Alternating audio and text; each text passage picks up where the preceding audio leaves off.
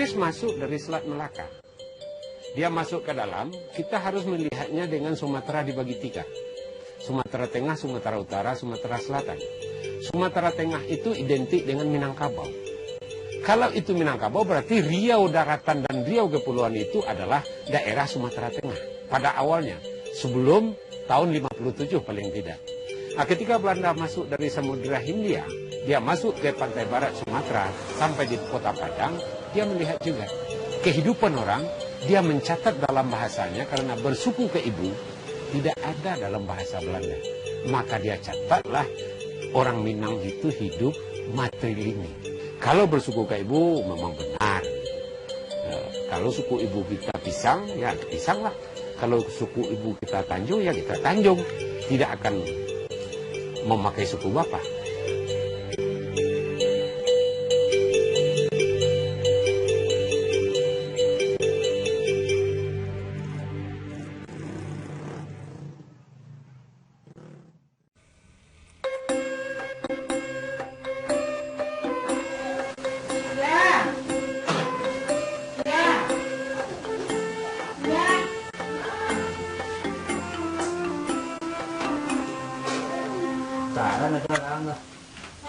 Aira, Fadia, dan Ica. Seperti anak-anak pada umumnya, hari-hari mereka dihabiskan dengan bermain. Aira dan Fadia kakak beradik. Aira duduk di bangku taman kanak-kanak dan Fadia berusia 2 tahun.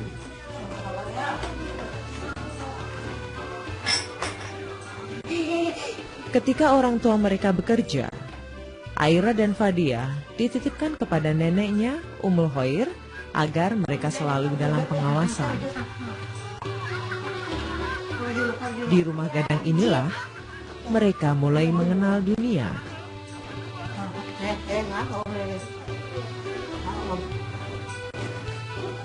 Ica bukan keturunan langsung dari Uwa sapaan akrab anak-anak ini kepada Ummul Khair. Namun, berdasarkan garis kekerabatan, mereka semua bersaudara karena berasal dari suku yang sama, Kuti Anyia. Satu suku yang tumbuh dan berkembang di Nagari Sungayang, Kabupaten Tanah Datar, Sumatera Barat. Sumatera Barat atau juga dikenal sebagai daerah Minangkabau menganut sistem kekerabatan berdasarkan garis keturunan ibu atau matrilineal. Tahun 1984, Ummul Khair menikah. Pada waktu itu dia dijodohkan oleh pamannya dengan Yan Munir, seorang pria dari suku Caniago.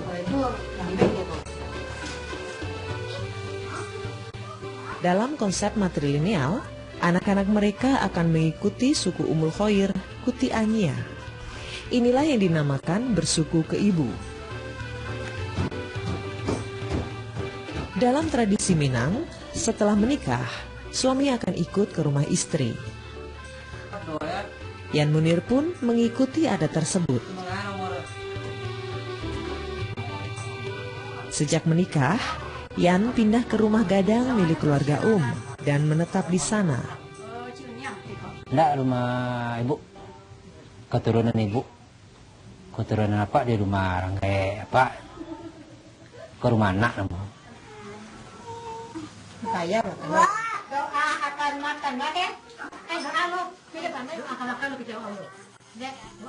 Dan Yan dikaruniai 6 orang anak. 3 diantaranya telah merantau ke Pulau Jawa. Dia di Bogor tuh, kategori tuh. Ibu tuh kok, itu Tiali. Si Tia tuh si Tika tadi, Jabel. Lebaran, kali 2 tahun, kali 3 tahun pulang semua. Anu rumah. Iya, anak masih ada sih kok kan ibu terpaksa tinggal di rumahnya mengana dia dari dulu kan. Sehari-hari, menghabiskan waktu di dalam rumah gadang milik keluarganya. Ditemani sang suami Yan Munir, ibu 53 tahun ini menjalani hidup seperti keluarga Minang pada umumnya. Membesarkan anak dan cucu berdasarkan kepada adat dan budaya yang berlaku.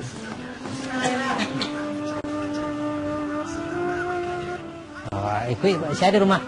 Saya main rumah. Kalau rumah aku kalau ada ini gua capek habis.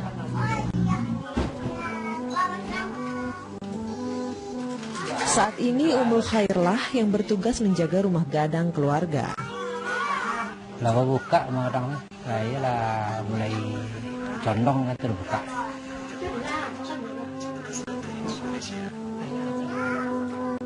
Satu lagi peran penting yang diemban budak kandung, yaitu menjaga harta pusaka. Harta pusaka dapat berupa sawah, ladang, hutan, bukit, tanah pekuburan, perhiasan, uang, ataupun bangunan. Namun harta pusaka di Minangkabau tidak hanya sekedar materi. Lebih dari itu, kata pusaka melambangkan ikatan kaum yang bertali darah. Jadi, merusak harta pusaka sama saja dengan menghancurkan sebuah kekerabatan. Tugas sebagai budak kandung, masyarakat yang masih menjaga adat tradisi. Sebagian besar mata pencaharian masyarakat Sungaiang adalah bertani. Tanah yang subur dan air yang melimpah membuat nagari Sungaiang ideal dijadikan tempat bercocok tanam. Hampir sepertiga luas daerah adalah areal persawahan, yaitu sekitar 240 hektar. Jadi kerja tani ke sawah, ke ladang, ya ke parak kan. Itu kerja kalau pak tani. Lah lampir lo sebulan. Ya kita udah desemai dulu udah bania. 22 hari baru pindah. Baru ditanam kan. Harta pusaka tinggi. Oh, dari orang tua dulu. Dari orang tua ibu.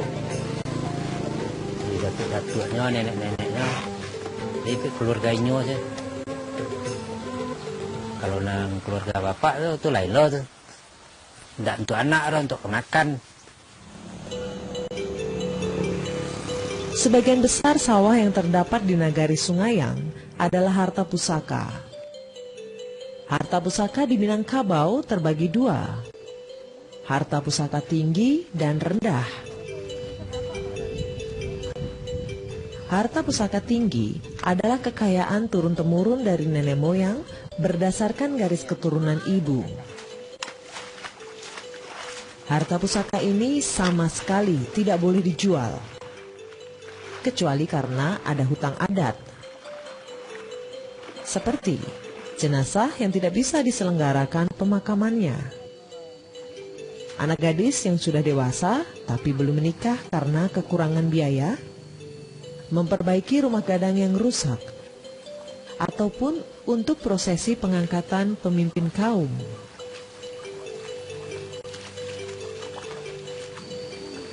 Selama kondisi tersebut tidak terjadi, harta pusaka tinggi hanya boleh dikelola untuk memenuhi kebutuhan hidup sehari-hari. Aku untuk anak bini, keluarga bini lah. Tinggal untuk makan dulu. Nah, barang umpama setahun padi dalam 4 bulan tu bara gantang ada kebutuhan, tinggal untuk selebih itu juga. Untuk biaya anak sekolah, biaya lain-lain lah. Jadi di kampung ada mau kan, di tani. Harta pusaka rendah adalah hasil dari pencarian ayah dan ibu.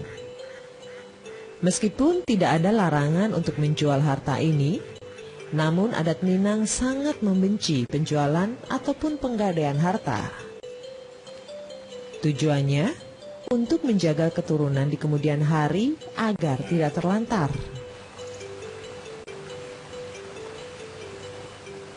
Berdasarkan adat yang berlaku, perempuan mendapatkan mandat untuk menjaga harta pusaka, sedangkan laki-laki bertugas untuk mengolah. Dia posisinya sebagai pengelola, pengeksekusi. Tapi apa yang mau dikelola itu penentunya adalah perempuan. Itu. Nah, kemudian ada juga yang perlu juga dijelaskan, pemilik kan perempuan semua, sawah, ladang, segala macam. Dia memiliki apa itu, sosoknya atau fisiknya. Tapi hasilnya itu dinikmati untuk laki-laki juga. Nah, terutama laki-laki yang menjadi pimpinan kaum misalnya, itu bahkan diberi sawah. Kalau dasarnya kan dari masyarakat agraria ya. Nah, jadi diberi sawah dia. Istilah adatnya itu disebut sembulong baban. Jadi dia untuk menjalankan perannya sebagai nenek mama, ada uang jalannya dari padi. Diberi sawah abuan namanya. Nah, bahkan juga kalau seorang laki-laki Minang yang mau menikah itu diberi juga sawah oleh orang tuanya, oleh kaumnya. Sawah pembawaan namanya. Jadi dia ke rumah istrinya membawa bekal dari sawah itu. Nanti kalau terjadi perceraian atau meninggal, sawah itu dikembalikan lagi kepada keluarga si laki-laki. Harta pusaka di Minangkabau ibarat sumpah yang jika dilanggar akan merana seluruh keturunannya. Karena itu perlu pemikiran yang matang jika hendak menjual harta pusaka. Perlu perundingan antara pemuka adat, tokoh kaum, penghulu, nini mama, dan yang paling penting, kebijakan dari bunda kandung sebagai penjaga harta pusaka kaum. Secara hakikat nggak rugi. Kenapa nggak rugi? Karena kita di rahim ibu itu sudah membawa rezeki. Yang kita netek ibu jari di dalam rahim ibu ini sudah ada rezeki untuk dunia dan akhirat. Ilmu dunia dan akhirat. Pembagian hak waris yang jatuh kepada perempuan membuat laki-laki harus berjuang mencari penghidupan. Selain bekerja di daerah sendiri, tidak sedikit laki-laki Minang yang memilih bekerja keluar kota. Ada semacam ajaran, kalau orang Minang kan dikatakan karatau madang dulu, bebuah bebungo balun, merantaulah bujang dahulu di rumah peguno balun. Jadi artinya selagi dia masih muda, disuruh pergi merantau mencari ilmu pengetahuan, mencari pencaharian. Nah, itu kemudian setelah berhasil baru pulang. Nah, dulu soalnya petani kalau merantau enggak Pak. Dulu merantau juga Pak. Ke Jakarta, ke Batam, ke Padang. Ke banyak sampai di Lampung. Kamu dia Pak. Mengalih kalau membawa truk belok Jakarta, Padang Jakarta, kamu Padang Medan. Jadi kini membawa truk itu dah boleh nak. Ya, alah tua juga. Untuk ibu anak macam dia Pak. Nah ini ya di kampung saya lain. Ingat saya mana nadul. Jadi istilahnya kini kok untuk kalau untuk anak sekolah kini kah. Kok biaya-biaya lah itu bantu anak-anak dia rantau. Yo, mak kecil tadi kalau merantau dulu. Ya kadang-kadang ada sakit kalau sakit nak elok dia rantau aja. Iko kadang-kadang macam musiman kayaknya. Petangko masih mancik nama tikus. Bi merasa orang siko kan. Tapi kalau lelok dapetnya patiga ya lama aja. Sebenarnya rancak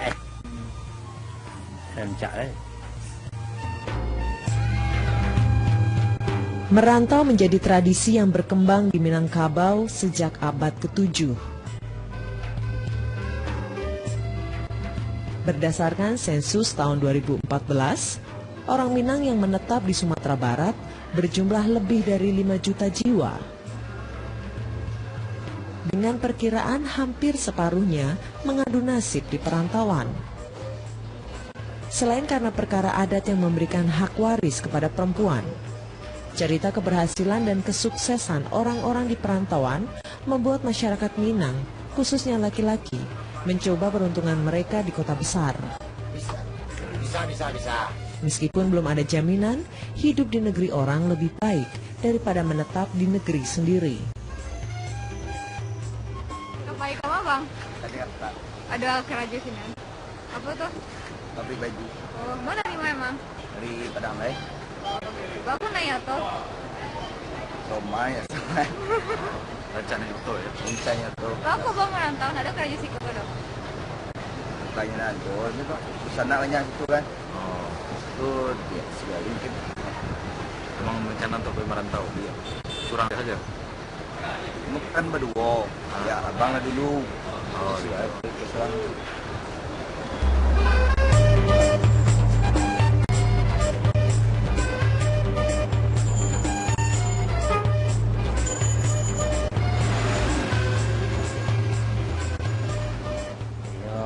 Kecil tadi orang-orang Minang kah, kalau lah kadang tu pandai seorang je mantap. Tak perlu diajar, tak ada sekolah, rumah sekolah tak ada mantap. Cuma lah anak mau tu, tak kebiasaan orang Minang kah, mantap.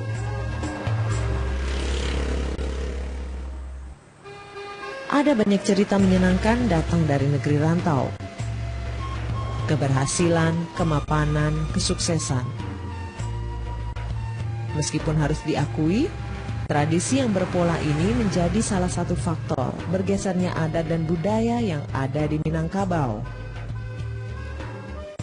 Mulai dari banyaknya sawah kaum yang terbengkalai, hingga hilangnya peran laki-laki sebagai seorang mama di Minangkabau.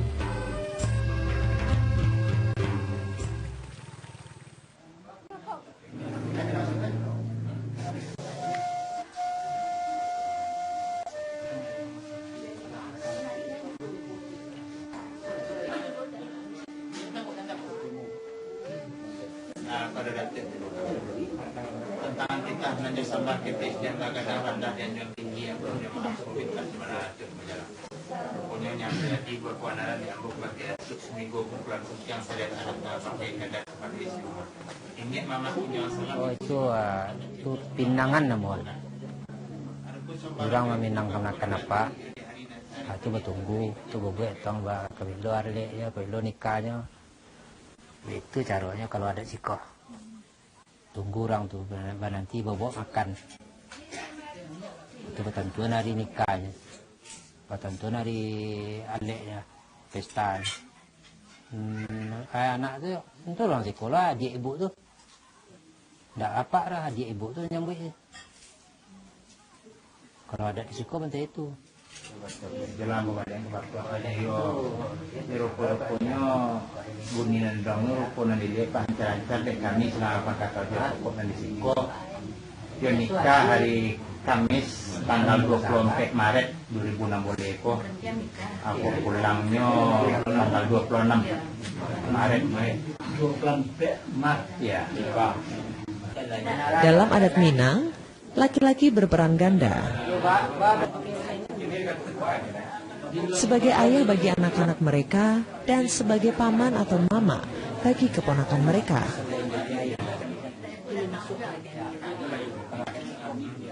Ya betul mah. Kecil orang kenal lah. Anak di pangku, kemenakan di bimbing. Tak boleh tinggal cik lah aja. Tak boleh anak saya di pangku, kemenakan ditinggal tak betul itu. Anak di pangku, kemenakan di bimbing. Akan adil untuk itu.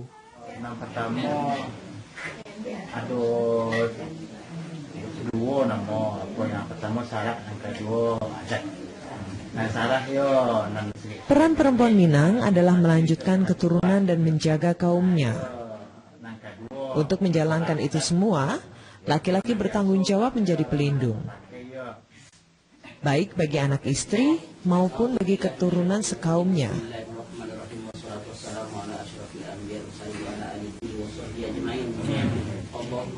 Ini yang menyebabkan kedudukan perempuan dan laki-laki di Minangkabau saling melengkapi. Ya anak nikah kok kemenakan ya Pak kan? waktu ketik na bapak anak bapak kalau kadang tuh keponakan mama. Jadi segala urusan keponakan tuh mama na tanggung jawab. Mencariin lakinya, mencariin lokasi asuh segala macam lah tuh mama tanggung jawab deh. Dan bapak menggadang aja. Kalau kadang tuh mama punya oleh. Nah, mama keputusan satu bentuk itu di Minangkabau, ada di Minangkabau. Ya. Memang kalau kita lihat secara keseluruhannya, setiap orang Minang itu mempunyai dua keluarga. Keluarga kaum di mana dia dilahirkan dengan matrilinealnya, kemudian akibat dia menikah, dia punya keluarga inti.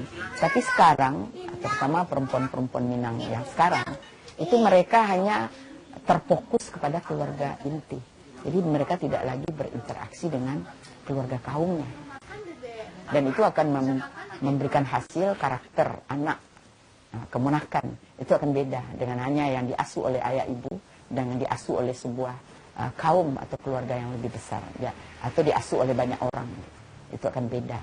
Anak-anak yang diasuh oleh banyak orang biasanya lebih terbuka, lebih nyaman daripada anak-anak yang diasuh hanya oleh ibu dan ayah. Apalagi ibu dan ayah sibuk dan diasuh oleh pembantu, kemudian dia hanya dengan televisi, dengan HP, itu menyebabkan anak-anak dia asik dengan diri sendiri, dan itu banyak sekali kita lihat sekarang, tidak peduli dengan lingkungan. Jadi misalnya kalau kita mau melihat secara fisiknya ya, itu kegiatan di rumah gadang. Waktu itu semuanya ngumpul, baik yang bertali darah, bertali adat, bertali budi, segala macam, itu ngumpul. Waktu itu kelihatan itu melihatnya, bagaimana fungsi mama, bagaimana fungsi ayah. Ini yang sekarang sudah mulai longgar.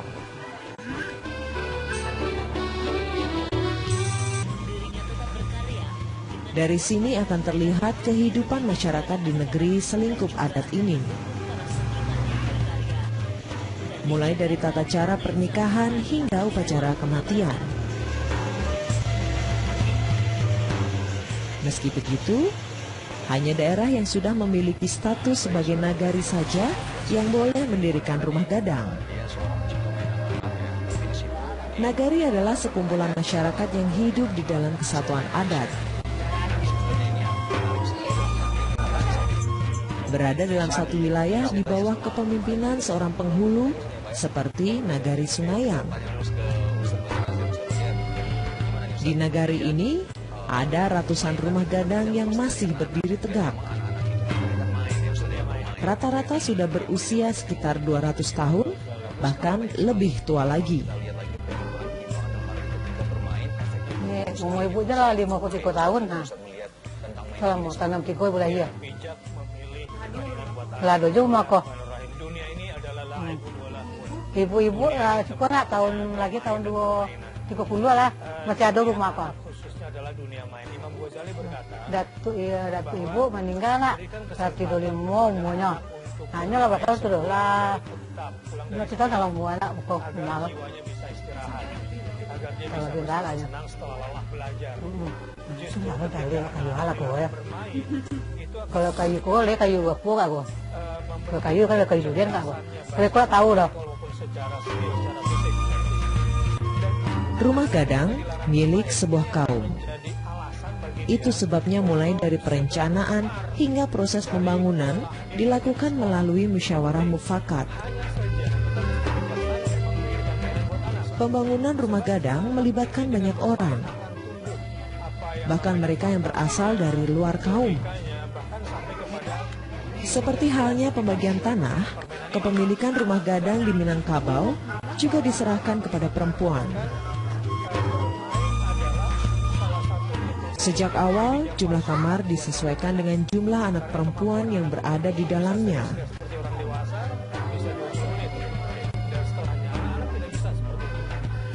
Jadi ada di kata hak milik. Kalau bagi kita dalam bahasa Indonesia, hak milik itu satu kata. Misalnya ini rumah ini hak milik saya sendiri gitu. Tapi bagi orang Minang, kata hak milik itu dibagi dua, hak dan milik. Jadi rumah gadang, sawah ladang, kemudian tapian tempat mandi, pandang pekuburan, gelar dari fungsionaris adatnya, itu milik perempuan. Jadi perempuan yang memilikinya. Jadi dalam yang laki-laki itu pengelola. Turun temurun dari Tero Balala mau tahun itu tadi dia Poranji pun nak kalau banyak ke bawah tuh Poranji keturunan agak panjang ke bawah tuh ini banyak nah tuh kalau kapan ibu di rumah ibunya mah apa kalian ya tahu kalau yang pulang sekali kan ada ibu yang produksi ibu atau merantau ibu suaminya nak nah sekali pulang ke Tiko barang pulang atau balik ada kata balik sampai meninggal itu orang tinggal Tiko deh termasuk yang kaput itu tadi ibu tuh yang laki itu anak-anak betah kalau perlu kita gonta-ganti permainannya tapi sifatnya edukatif. Iya, kalau nyawa produksi kan rumah punya, rumah bini ya. Kemudian yang paling penting adalah menumbuhkan keimanan. Ketek-ketek gitu. Ketek itu siko, pemawa lah, kadang lah. Panangko ya. Kalau pulangnya kalau jantau pindah panmu ke rumah aku lalu siko itu. Bawa susu siko tentang dia.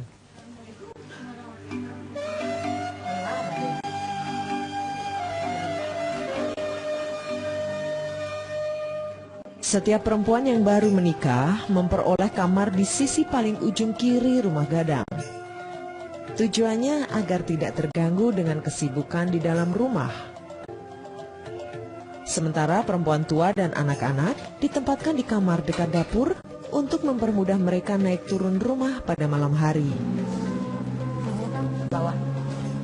Kalau macam berarti anak ibu kamu nak bawah tak timur tadi pindah ke Tiko, pindah aja ke kamar juga. Kita izin pindah dulu ke orang punya kamar.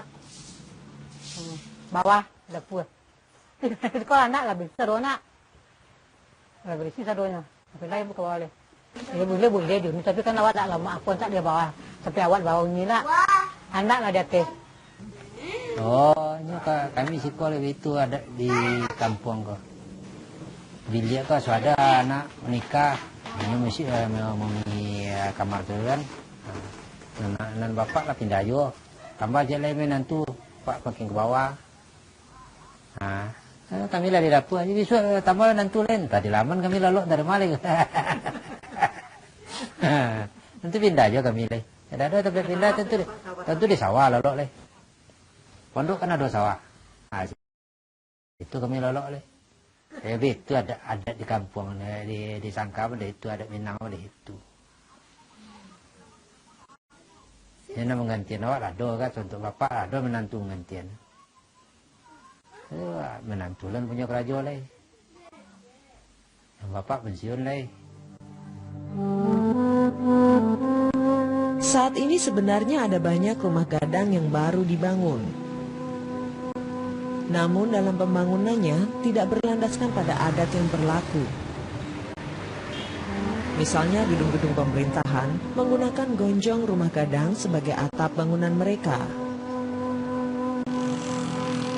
Namun sayang, tidak membawa semangat rumah gadang sebagai intisari Minangkabau yang utuh ke dalamnya. Rumah gadang tak lebih dari sebuah simbol kebudayaan yang hilang esensinya.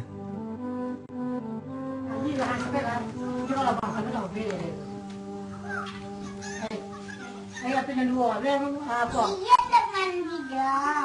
Mandi itu mandi makan sama mandi lagi kan? Wah, tu kan mandi. Itu kan wangi om itu tuh mandi ya. Om itu kan juga mandi itu. Mandi kan? Bau kan mandi deh. Meski zaman terus bergolak, tugas perempuan Minang tetap berlanjut.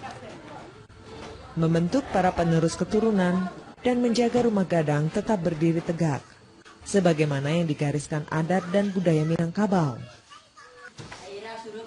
Ketika di dalam kaum ini semuanya berlaku sama oleh ibu mendidiknya. Tidak ada bedanya anak laki-laki dan anak perempuan. Semua kita diperlakukan sama. Cuma si ibu lebih menitik beratkan pendidikan kepada agama. dan kebersihan. Kebersihan itu adalah agama. Tapi kalau si bapak yang mendidik kita dalam artian mama, itu dengan bisa ke sawah, bisa ke ladang, bisa kemana-mana, bisa berusaha. Sakit kepala, migrain, pilih Poldanme. Poldanme, obat sakit kepala.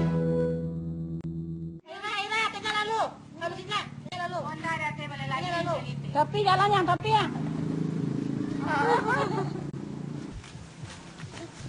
Adat Minang sangat dekat dengan ajaran Islam. Interaksi keduanya bahkan melahirkan petuah. Adat Basandi Syara, Syara Basandi Kitabullah. Adat berdasarkan kepada agama Islam, dan Islam berlandaskan pada kitab Allah. Petuah ini yang kemudian disepakati menjadi pedoman masyarakat Minangkabau dalam seluruh segi kehidupan.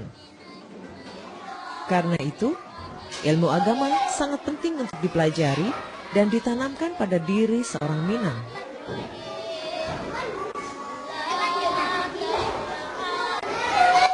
Ya, yang laki-laki dulu sakit mengaji, lagi kita kalau mengaji, surau, musola, yang produksi dah do apa-apanya do.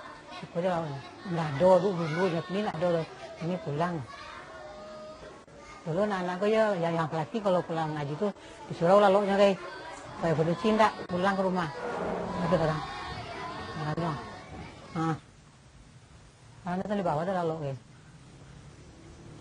Di surau ya lalu. Dia kadang-kadang surau, dengan kawan namun nak di rumah, karena rumah kawannya gitu ha.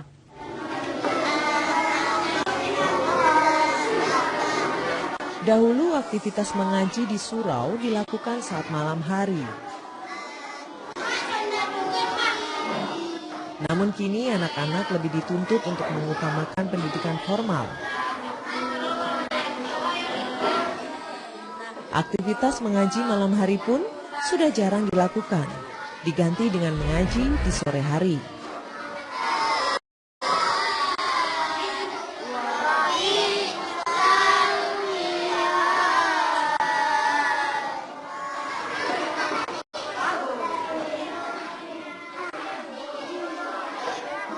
Nama saya Jusmiar. Saya sudah berapa itu semenjak tahun 88 sampai sekarang mengajar ngaji. Zaman ibu dulu banyak yang malam ngaji. Kalau zaman tahun apa tuh? Dari tahun 56 ke atas sampai tahun 75 lah. Nah, itu ngaji malam orang tuh. Nah, kalau sekarang ngaji siang, sore. Oh, sudah banyak, sudah bercucu-cucu ibu. Yang sudah diajar sudah bercucu-cucu itu. Ada yang menantu bagainya. Iya, latih tapi bala. Iya mada-mada tapi kan untuk amal deh itu.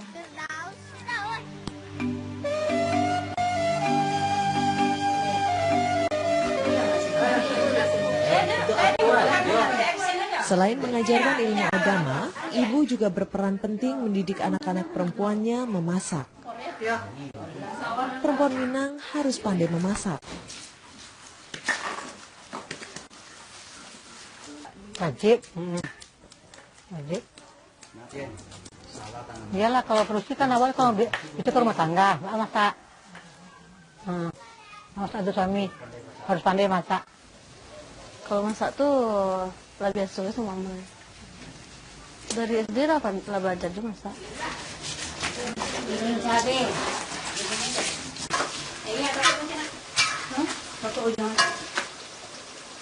Ya kita untuk anak dia itu lah jajah masak tuh. Mau dicuci yang dulu, masak jajah masak lu. Kalau nyuci kalau ngata masak.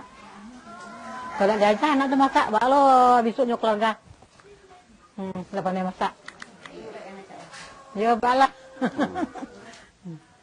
Nanti masak itu lah pandai dia bayar keluarga besok deh rumah tangga. Makan lapau wak deh sorenya. Kami awak.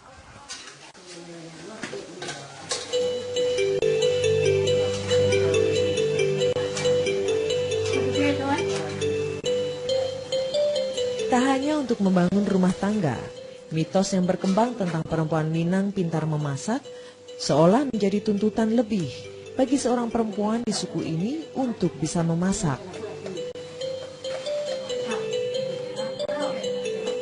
Namun, tak sedikit perempuan Minang modern sekarang tidak memahami hal itu.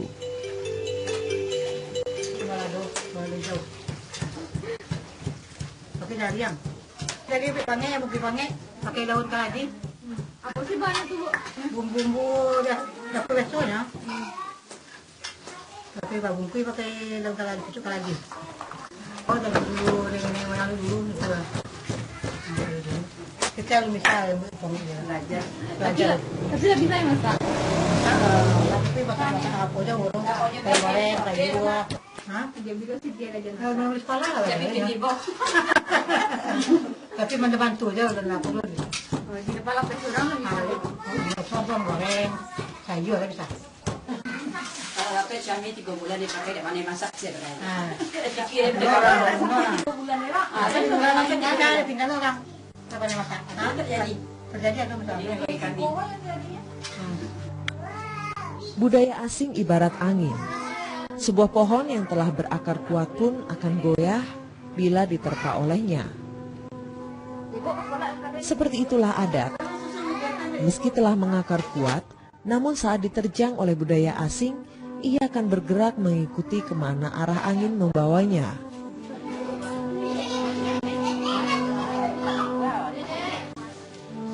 Perubahan sulit untuk dihindari. Saat ini, seiring perkembangan zaman, tidak sedikit perempuan Minang memilih untuk keluar mencari penghidupan di negeri orang. Kuliah di Stain Batu Sangkar. Kakak ada 3, adik ada 2. Gimana sih nyata? Kakak ketiganya